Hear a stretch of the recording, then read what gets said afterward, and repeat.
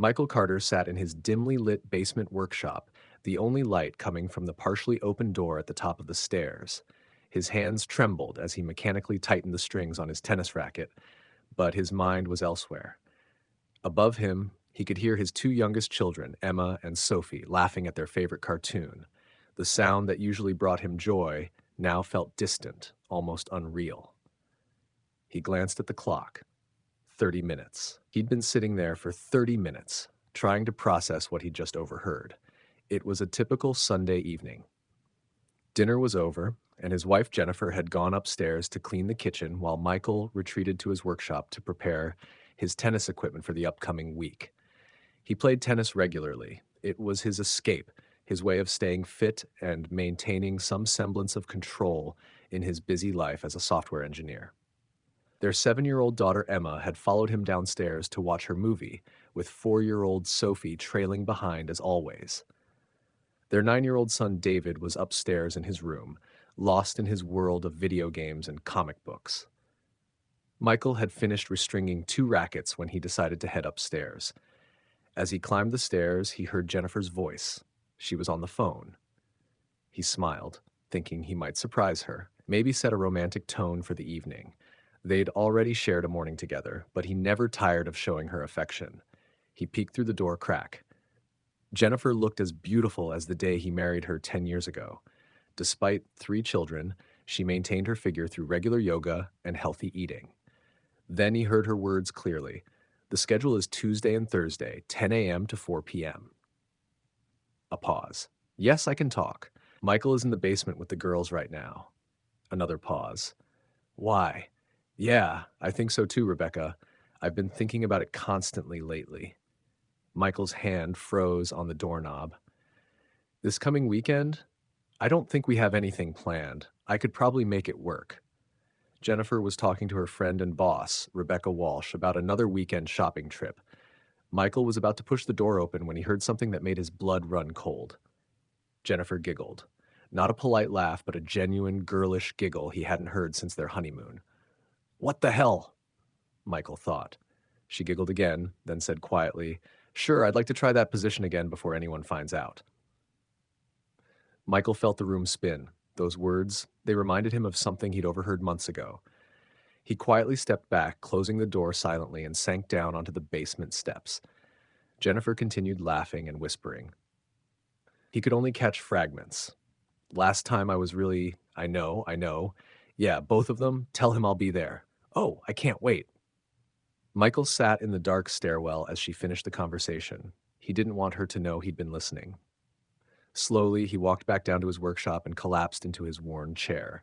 His mind raced back to last spring, after one of his Wednesday night tennis league games. After the match, Michael and his teammates went to their usual bar for drinks, a monthly ritual.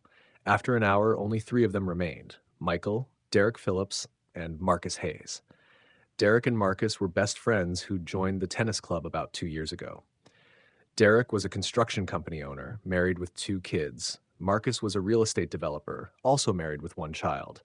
They enjoyed the social aspect of the league, and over time, Michael had become friendly with them. That night, after discussing their matches, the conversation inevitably turned to relationships. Michael had noticed that Derek and Marcus often showed unusual interest in his marriage, which sometimes made him uncomfortable.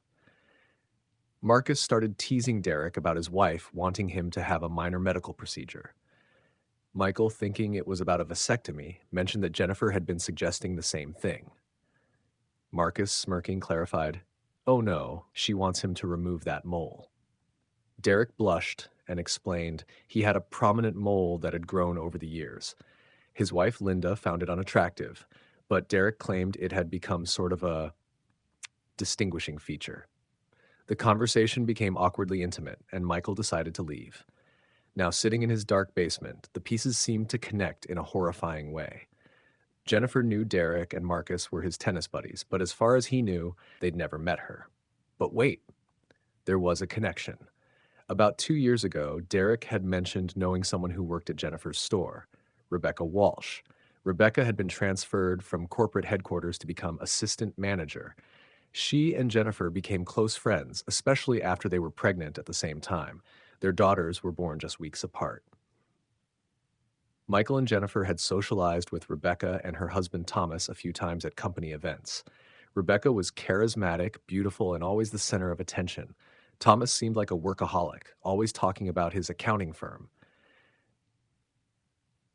One day, when Michael mentioned where Jennifer worked, Derek said he knew Rebecca. They'd gone to the same high school. Derek and Marcus saw her occasionally at social events. The weekend shopping trips had started about 2 years ago, right around the time Derek and Marcus joined the tennis league. Michael's hands began to sweat as the timeline aligned. The shopping trips had begun during a difficult period. Their youngest, Sophie, was going through the terrible twos, and Jennifer was overwhelmed, juggling 3 children, housework, and her part-time job. Michael, busy with a major project at work, hadn't been much help. One evening, Jennifer broke down crying on the couch. Michael held her as she sobbed about needing a break. Feeling guilty, he offered to take care of the kids on her next day off so she could have time to herself. A few weeks later, Jennifer mentioned that Rebecca had suggested a weekend shopping trip to the outlet malls near Detroit. Despite his reservations, Michael agreed. That first trip, Jennifer and Rebecca left Saturday morning. They had breakfast, shopped, checked into a hotel, had dinner, and saw a movie. Michael insisted Jennifer call with her hotel information, which she did. They returned Sunday evening around 6 p.m. Jennifer was so grateful when she returned, hugging and kissing him, talking excitedly about the stores and restaurants. She hadn't gone on a spending spree, just bought a few nice things for herself and the kids. Michael was happy for her, and the children had been well behaved, so he had no complaints. That was over 2 years ago. Since then, the shopping trips became regular, every 3 or 4 months. Jennifer and Rebecca would leave Saturday morning and return late Sunday evening. Michael enjoyed the one-on-one time with his kids, and it made Jennifer happy. But now, looking back, Michael noticed patterns he'd missed before. After the second trip, Jennifer had seemed withdrawn and nervous for days. She'd claimed it was just her period and stress. He also realized they never made love the night Jennifer returned from a trip. Never. But they always did the night before she left. As the trips continued, she seemed almost euphoric in the week leading up to them, excited, giggly, like a teenager anticipating prom night. Jennifer called from the top of the stairs. "Michael, it's bath time for the girls. Can you send them up?" Michael sat frozen, his mind racing. Michael, can you hear me?" He forced himself to stand, walked to the stairs, and called back coldly, Yes, I heard you. I'll get them." After some coaxing, he got Emma and Sophie upstairs. He wandered around the basement, picking up tools randomly, trying to calm his thoughts and emotions. Finally, he went upstairs. Jennifer was in the kitchen, flipping through a cookbook. She smiled when she saw him. "Is something wrong, honey? Did you finish the rackets?" Feeling awkward, Michael mumbled about finding a crack in one of his favorite rackets. But he kept searching her eyes for any sign of deception. There was nothing, just her usual warmth and love. She laughed and kissed him. "By the way, Rebecca called while you were downstairs. She wanted to know if we could go shopping at the end of next week." At those words, her eyes narrowed almost imperceptibly. Michael knew she was hiding something. He tried to think of a way to postpone the trip. "Don't we have something planned next weekend?" he said unconvincingly. "There's nothing on the calendar," Jennifer replied carefully. "I think there's a company event on Saturday night. We should go," Michael said slowly. Jennifer looked at him appraisingly. "Michael, you know I don't enjoy those events. All you guys do is talk about tech and drink too much. It bores me. So if you want to go, just get a babysitter while I'm gone." "Then why don't we do something with the kids this weekend? We haven't taken Sophie to the amusement park yet. She's old enough now," Michael said, grasping for any excuse. Jennifer's face flushed, a rare sign of her anger. "We just took the kids to the water park over Labor Day weekend. That was only 3 weeks ago. What's gotten into you, Michael? You've never objected to my shopping trips before." Frustrated, Michael said, "Never mind. I just thought we could do something together as a family. You and Rebecca have a good time. I'm going to make sure the kids get to bed." He turned and headed upstairs.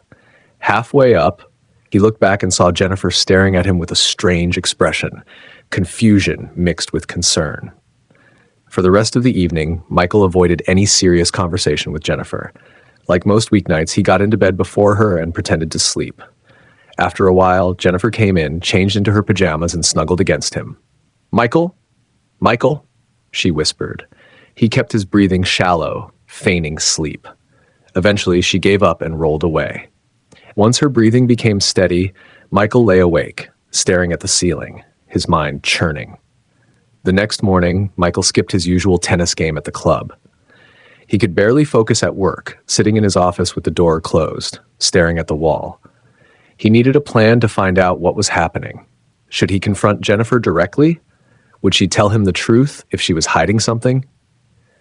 He loved Jennifer and his children desperately. The thought of losing them terrified him. For the next few days, Michael was a zombie at work and home. Jennifer didn't seem to notice until David asked why he was acting so strange. Michael blamed it on a stressful work project. By Tuesday, Michael returned to his routine, playing tennis before work with Derek and Marcus. As he watched them in the locker room, laughing and exchanging knowing glances, he saw them differently for the first time, not as friends, but as potential threats. Wednesday afternoon, Michael made a decision. He needed to know for certain. He called Derek's house. His wife Linda answered. "Hi, this is Mike from the tennis league," Michael said, disguising his voice slightly. "I'm organizing a special tournament this Saturday and wanted to see if Derek could participate." "Oh, I'm sorry," Linda said cheerfully. "Derek has a business conference in Detroit this weekend. He won't be back until Sunday afternoon." Michael's heart sank. "No problem. Thanks anyway," he managed to say before hanging up. With trembling hands, he called Marcus's house.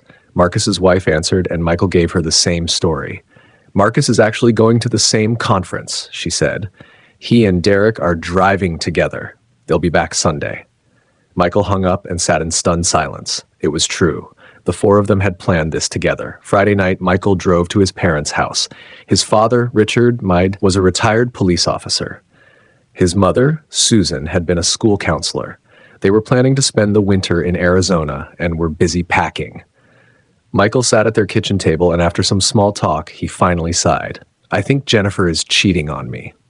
The words hung in the air. Michael began to sob, the first time he'd said it out loud. His parents were shocked. "No, this can't be true. Not Jennifer. She wouldn't do that to you," his mother whispered, tears forming in her eyes. "Why do you think that?" his father asked quietly, putting his arm around Susan. Michael recounted everything, the phone conversation, the timeline, the connections to Derek and Marcus, the trip patterns. His mother cried softly. His father held her tightly. "What do you need from us, Michael?" his father asked. "Can you pick up the kids tomorrow morning and keep them until Sunday evening? I need to know for sure," Michael pleaded. His father nodded. "Of course, son, but I hope this is all just a terrible misunderstanding." "Me too, Dad. Me too." Michael left and drove home. When he arrived, Jennifer was finishing dinner. She turned, hugged him warmly, and kissed him. "The kids are in the playroom. Dinner will be ready in 20 minutes, she said cheerfully. She seemed excited about the weekend. Michael hesitantly said, "Honey, we haven't made love since last weekend. How about we put the kids to bed early tonight?" Jennifer stepped back slightly, her smile becoming forced. "Michael, I'd love to, but my period started early today." "Oh, sure, I understand," he replied. She stroked his cheek. "Once it's over, I promise we'll have a special night, okay?" Michael tried not to pull away. "Yeah, it's a date." She hugged him and returned to making dinner. Jennifer's periods had always been regular. She was lying, saving herself for her weekend plans. The anger and urge to act grew stronger inside Michael. By Saturday morning followed their usual routine. The older kids cleaned their rooms while the younger ones watched cartoons. Michael worked in the garage until it was time for Jennifer to leave. She came downstairs with her overnight bag, calling to the kids to behave. Sophie ran to her, yelling, "Bring me something, Mommy." Jennifer hugged and kissed Sophie. "I will, sweetie. Be good for Daddy." She kissed Michael. "I have to go. I need to pick up Rebecca. Don't forget to call me when you get to the hotel." "Which one is it?" Michael asked. "The Hilton Garden Inn in Rochester Hills. Bye." She left quickly. Michael watched her drive away, then went inside and told the kids to pack overnight bags. They were going to Grandma and Grandpa's. His parents were waiting when they arrived. As Michael left, his father gave him a concerned look. "Good luck, son. I hope you're wrong." "Me too, Dad. Thanks. I'll call you in the morning." Michael drove home and stopped at a car rental agency. He didn't want his vehicle to be recognized. 2 hours later, he was sitting in his kitchen when the phone rang. It was after 2 p.m. "Hi, Michael," Jennifer's voice came through cheerfully. "Yeah, it's me," he said, annoyed by the interruption. "Is everything okay? Are the kids good?" "Everything's fine. The kids are with my parents for the weekend. I thought I'd get some projects done," Michael lied. "Oh, that's nice of them," Jennifer said. "We stopped for lunch. We're in room 237. The number is 555-789-23000, room 237. They made small talk for a few minutes. "Rebecca's waving at me. I have to go. We're spending the afternoon at the outlet mall. See you tomorrow." She hung up quickly without saying she loved him. Michael immediately called the Hilton Garden Inn and asked if Jennifer Carter had checked in. They confirmed she had. Then he asked if Derek Phillips was registered. The clerk said yes, but he hadn't arrived yet. Michael hung up, trying to control his rage. He went to his workshop and opened his father's old gun safe. He stared at the hunting rifle inside, then at a tactical knife from his military days. He realized if he took the gun, he might never see his children again.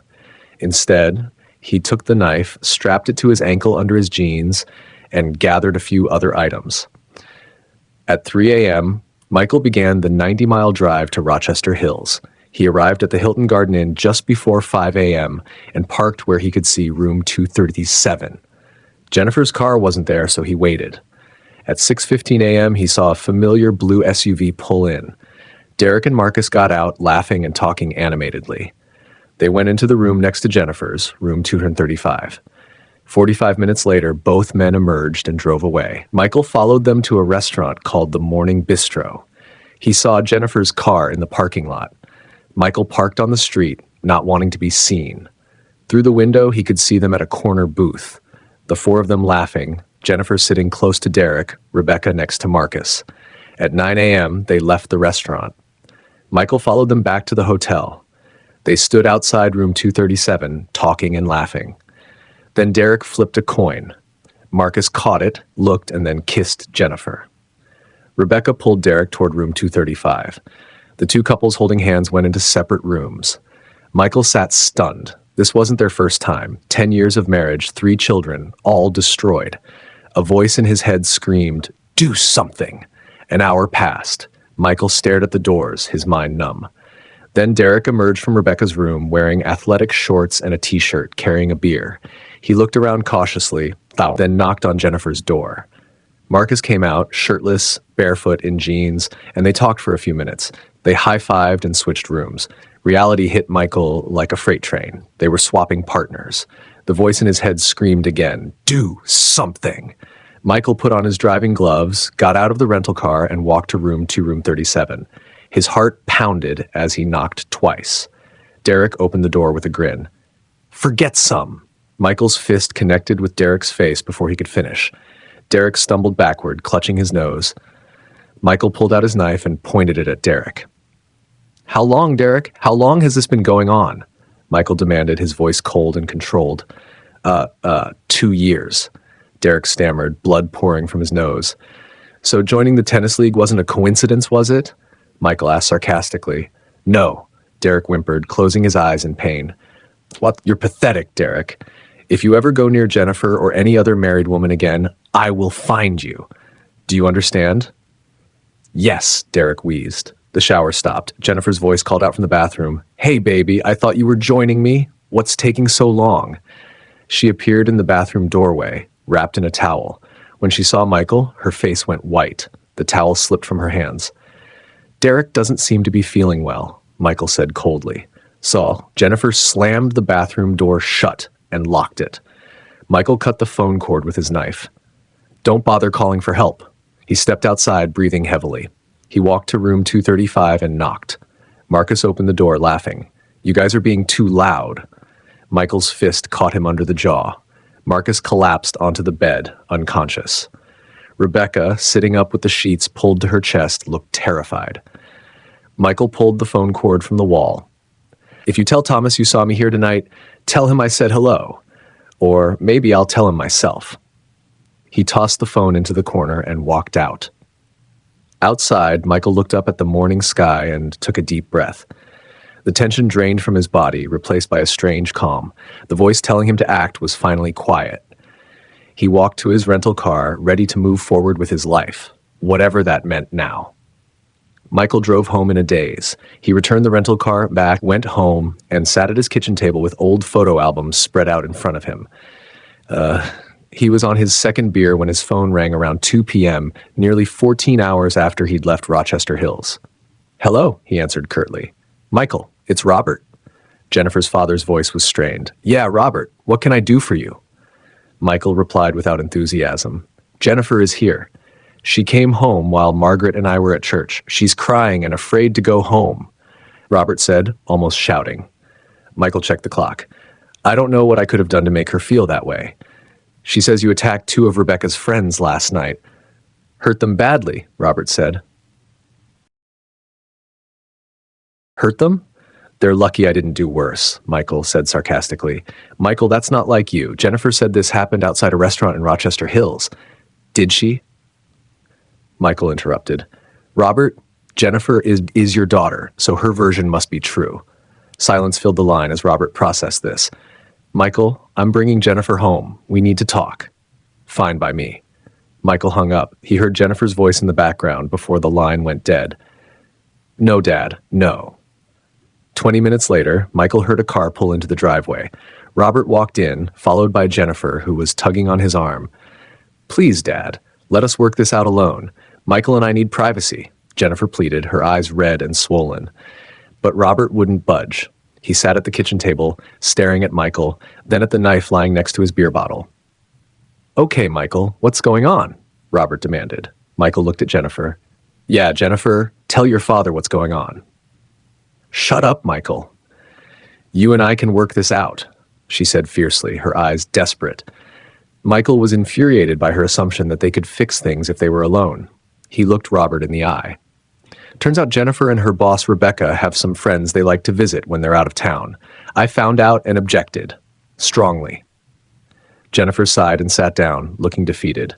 "No, Jennifer wouldn't do that. I don't believe you," Robert said angrily. "Dad, that's enough," Jennifer interjected. "Michael, you're being cruel and..." "Cruel?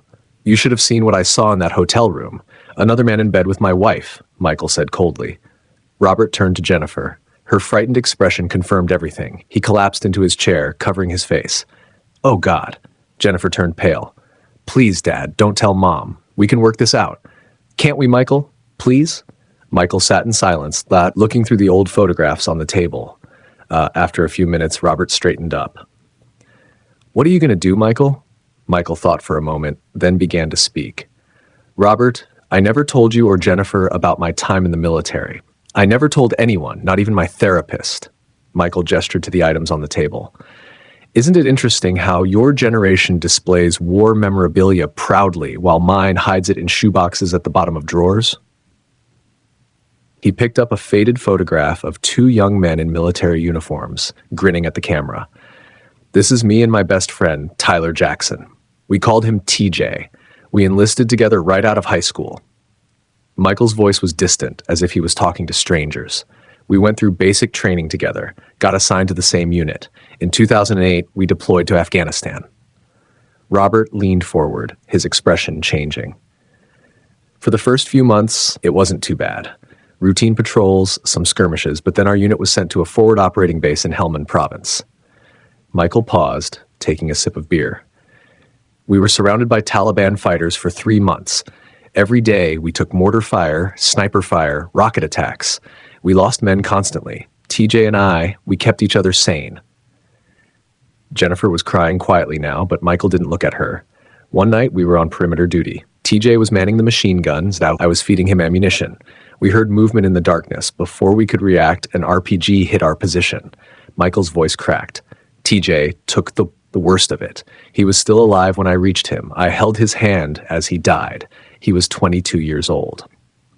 Robert had tears streaming down his face. I took shrapnel in my back and legs. I spent 6 months in military hospitals, another year in therapy. I was medically discharged.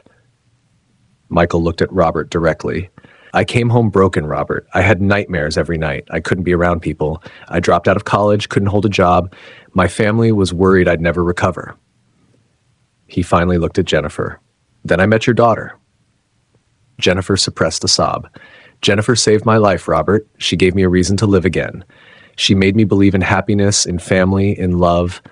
We built a beautiful life together. We had 3 amazing children. Michael's voice hardened. And now I find out that for the past 2 years, she's been betraying everything we built. Not just once, but repeatedly, deliberately. He stood up. Robert, I've been betrayed twice in my life. Both times I lost my best friend. TJ died in my arms in Afghanistan. And last night, the woman I loved more than anything in this world died to me in that hotel room. Jennifer began sobbing uncontrollably. Robert slowly stood, looking at his daughter with profound disappointment. Jennifer, you are my daughter. I should love you unconditionally. But right now, I've lost all respect for you. His voice broke. I don't even know who you are anymore. Jennifer reached out, but Robert pulled away. He turned to Michael. You don't deserve this, Michael. Do what you have to do, but please, don't hurt her physically. I'm past that, Robert, Michael said sadly. But if it makes you feel better, take this. He removed the knife from his ankle and handed it to Robert. Robert silently accepted it and walked toward the door, his shoulders slumped. As soon as the door closed, the phone rang. Neither Michael nor Jennifer moved. The ringing stopped and silence filled the room. Finally, Michael spoke. I expected the police to show up this morning, not your father. Jennifer flinched. Rebecca and I convinced them to tell their wives they were attacked outside the restaurant. We hoped you wouldn't call their wives, and it would all just go away. So where are they now? Michael asked. Jennifer cleared her throat. They're still in the hospital. You hurt them badly. Derek has a broken nose, fractured cheekbone, and cracked ribs. Marcus has a dislocated jaw, broken teeth, and a concussion. Don't forget what I did to their groins, Michael said flatly. She looked at him fearfully. You did serious damage. I never knew you could be so violent. You're defending them? Michael asked incredulously. Before she could answer, the phone rang again. Michael gestured for her to answer it. Jennifer slowly picked up the receiver, listened for a moment, then hung up with trembling hands. Did you have to tell Thomas? She asked quietly. Why would you do that? Why shouldn't he share my pain? Michael replied. He's already called Derek and Marcus's wives. He kicked Rebecca out. She'll need a lawyer just to see her daughter. Jennifer started crying again. She fired me. She said this was all my fault. Michael laughed bitterly. Who introduced you to Derek and Marcus? It was Rebecca, wasn't it? How did you know? Jennifer asked, shocked. When I told Thomas this morning what you and Rebecca did, he didn't believe me at first. Called me a liar. But when I mentioned Derek Phillips, everything changed. He got angry, started cursing. Michael continued, you told me Rebecca's first marriage ended badly, right? That she was estranged from her family? Well, Thomas met Rebecca's sister Sarah during a business audit. Over dinner, Sarah told him about Rebecca's past, how she'd cheated on her first husband with Derek Phillips. Thomas realized Rebecca had been cheating on him the same way you've been cheating on me. Jennifer stared at him in shock. Now I'm wondering, how long have you been doing this to me? Michael asked firmly. Oh my God, Michael, it was only Derek and Marcus, and only during our shopping trips. Please believe me, Jennifer cried. I never thought about anyone else until Rebecca brought it up. Michael remained silent, just watching her. Encouraged by his silence, she began speaking rapidly. I knew Rebecca liked to play around. She talked about it at work, said it was the most excitement in her marriage. But I didn't expect her to bring anyone on our first trip. I was surprised when Derek showed up at the restaurant. Rebecca introduced him as an old high school friend who happened to be in the area. I suspected it wasn't coincidence, but I didn't say anything. She paused, looking away. Derek was charming that night, flirting, dancing, complimenting both of us. I had more drinks than usual, and when his hands wandered on the dance floor, I pretended not to notice. Later, at the hotel, Rebecca went to the room next door with Derek. I realized she'd planned the whole thing. The walls were thin. I could hear them all night. That explains why you were so strange when you came home, Michael said with disgust. Jennifer nodded, wiping her eyes. The next morning, Derek was gone. At breakfast, Rebecca told me everything about their night, how amazing he was. She talked about him constantly over the next few months at work. A few months later, another shopping trip came up. Rebecca said Derek wanted to be with me this time, and she was okay with it. I laughed it off, but the idea stayed in my head. She looked at Michael, and he stared back blankly. I told her I'd think about it, but I didn't think I could actually go through with it. She looked away again. That Saturday night, Derek and Marcus came to the restaurant. We had dinner, drinks, then dancing. We split into couples. I was with Derek. I convinced myself it would just be harmless flirting, but later, at the motel, she fell silent. Was it everything you imagined? Michael asked dismissively. Jennifer looked at him with tears streaming down her face. It was okay, not better than what you and I have, but it was exciting because it was wrong and with someone new, and I could pretend to be someone else. You mean it turned you on so much that you forgot about your husband at home taking care of your children? Michael said bitterly. Jennifer suppressed a sob and turned away. Yes, she whispered. And what about Marcus? Michael asked sarcastically. Without looking at him, she replied, after a few trips with Derek, Rebecca joked that she missed him. On the next trip, I danced with Marcus all night. Later, at the motel, Marcus came to my room. It didn't seem like a big deal anymore. A couple of trips later, Derek and Marcus switched rooms in the middle of the night. I didn't realize until I woke up and saw the man making love to me wasn't the one I'd started with. She looked at Michael sadly. I felt like I was living two separate lives. I love our life together, Michael, but I got addicted to those weekends. I thought I could have both, and you'd never know. How stupid was I? Incredibly stupid, Michael agreed quietly. He stood up and looked at her. Interesting story, Jennifer. Too bad it doesn't have a happy ending. Maybe it does, she said desperately. For us, I mean. I'm going to pick up the kids tonight. When Sophie is asleep, we'll tell David and Emma that their parents will be living separately. Sophie's too young to understand. We won't tell them the real reason. I'll protect them from the trauma as much as possible. I'll sleep on the couch in the basement until I make other arrangements. As he started to walk away, Jennifer shouted, Michael! My God! This was a mistake! I love you! Don't do this, please! Michael turned around. Why not, Jennifer? Sobbing uncontrollably, she replied, It was only a few weekends a year. I never saw Derek or Marcus outside of those trips. Please, Michael, I'm begging you. Can't you forgive me and let me make this right? Forgive you? Michael said sadly. Forgive you for becoming a cheater? For giving yourself to other men? For destroying my trust in you? For destroying my belief that you and I belong to each other and no one else? He paused. And how would you make it right? Can you go back in time and undo it? Can you erase those nights with Derek and Marcus? Because that's what it would take. Michael stood silently looking around the kitchen, at the family photos on the refrigerator, the children's drawings, Sophie's high chair in the corner, all the things that made this house a home. I spent most of last night awake, asking myself how I'll feel about you in 6 months, a year, 5 years. I'm sure I'll forgive you someday, Jennifer, but I won't be able to forget. Not in a year, not in 5, not in 10. Tears streamed down his face. Every time I see you, hear your voice,